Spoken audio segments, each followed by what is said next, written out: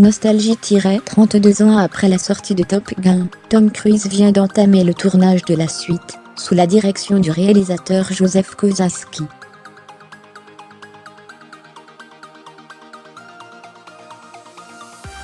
L'acteur aujourd'hui âgé de 55 ans a posté ce jeudi, un premier cliché du plateau.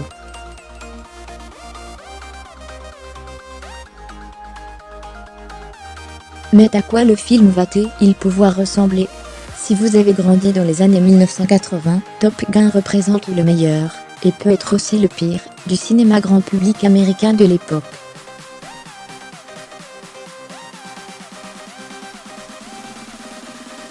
Le film, qui met en scène les aventures de Pete Mitchell, alias Maverick, un élève pilote aussi patriote qu'arrogant, sort du lot grâce au charisme de Tom Cruise, star montante au sourire ultra brit, la réalisation clipesque de Tony Scott, le frère de Ridley, et une bande originale de P.O. Rock FM, qui n'a pas dansé un slow sur l'inoubliable Take Me Breathaway du groupe Berlin.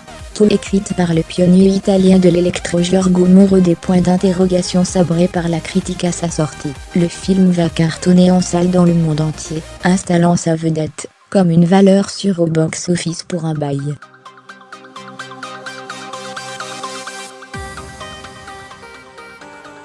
À cause de ses partis pris esthétiques très marqués, et d'une poignée de scènes très kitsch, la partie de volleyball torse nu, qui oppose Maverick à ses camarades de la Navy, et mythique ce pur bonbon pop, va devenir culte au fil des années.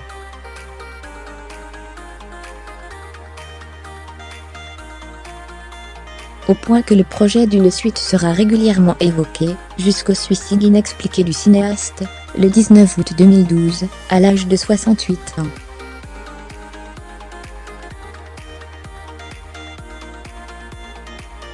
Quelques mois plus tard, le producteur Jerry Bruckheimer confirme que le projet n'a pas été abandonné.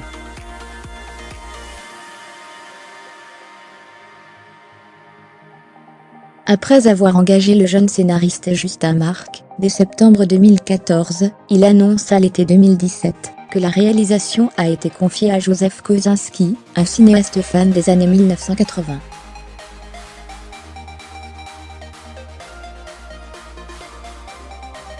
On lui doit notamment Tron, l'héritage, 2010, la suite du légendaire film de SF de Disney.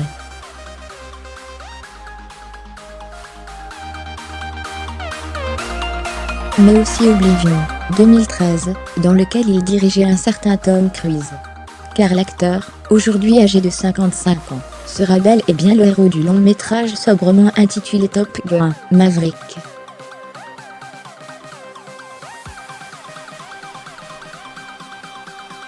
Ce jeudi 31 mai, la star a célébré le premier jour de tournage en postant sur Twitter un cliché sur lequel il apparaît de trois quarts en combinaison de pilotage, le casque à la main, son avion de chasse au loin.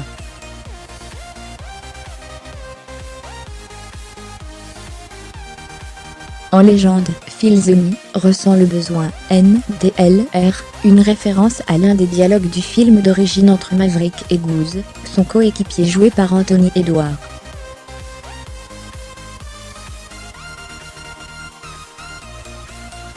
Je ressens le besoin, lançait le premier. Le besoin de vitesse, complétait le second dont la mort tragique allait bouleverser plus d'un spectateur.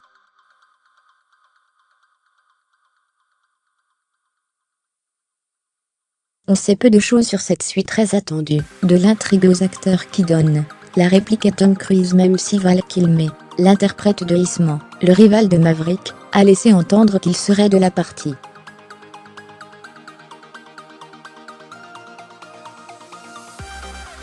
Dans une interview accordée en octobre dernier au site Coming Soon, Joseph Kosinski donnait toutefois quelques éléments de contexte.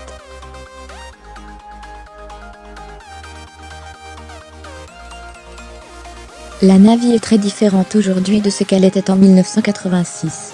À l'époque, cela faisait 15-20 ans qu'il n'avait plus participé au moindre conflit, donc le ton du film était très différent, expliquait-il.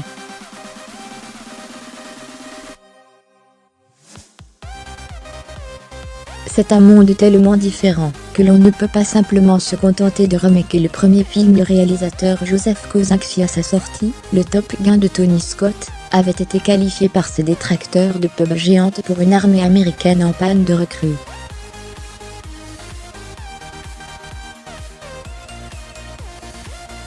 Aujourd'hui, cela fait 20 ans que la Navy est en guerre, et observe le cinéaste, bien décidé à ne pas jouer la simple carte de la nostalgie.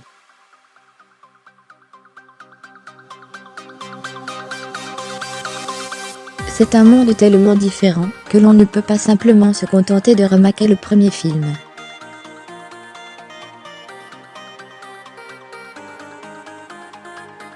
Il faut l'adapter, mon approche sera en phase avec l'époque dans laquelle nous vivons.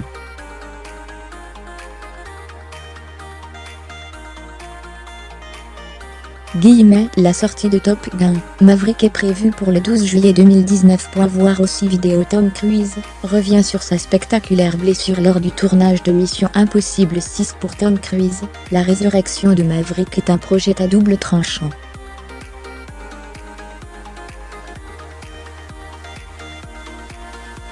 Le comédien, qui vient d'enchaîner 2 échecs retentissants au box-office avec Barry Seal, American Traffic et La Momie, compte sans doute sur l'un de ses premiers rôles marquants pour se refaire une santé.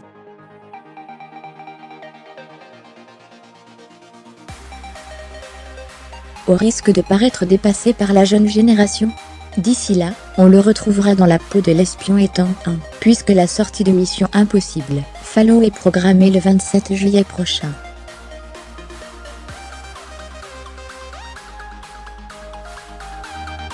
Jérôme Vermelin, mis à jour, créé.